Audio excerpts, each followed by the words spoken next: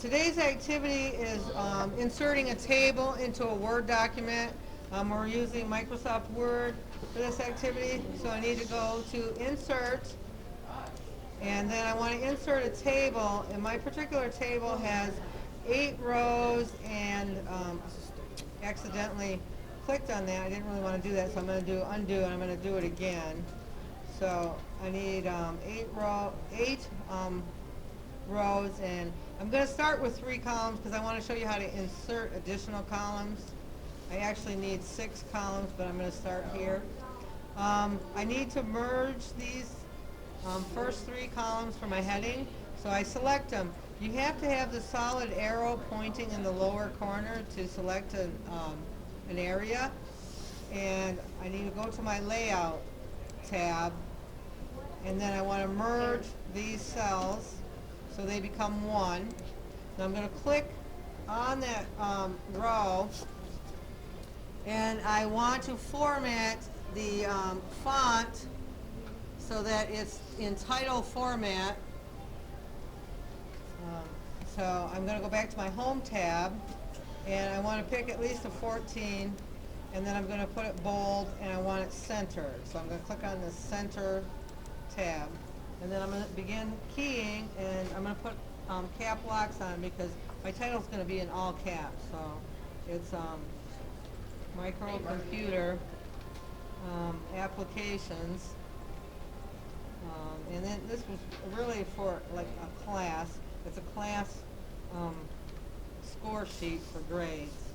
Okay, now the next row is going to have shading. So I need to select this row. Again, I need the solid pointing arrow to select the area.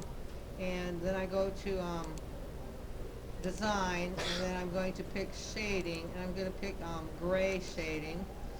And I also want this to be centered, so I have to go back to my Home tab again, and then Center, and then each of the cells will be centered. And this is going to be a title also, so I'm going to make the font a little bit bigger. I'm going to make it 12, because the last one was 14. I'm going to make this bold also. Then I'm going to click in the center, and you'll see that I'm already bolded and all the formatting for typing is done.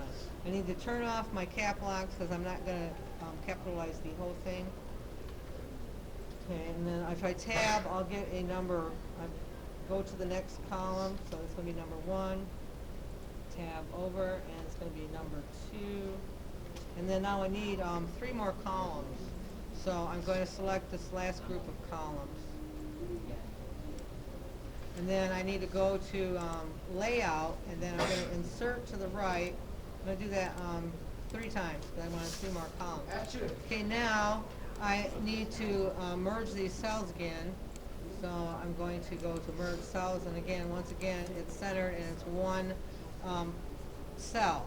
I need to push Enter twice. I didn't finish my title, I see, and then the rest of the title is Student Test Scores. Okay, I need to put on my cap lock.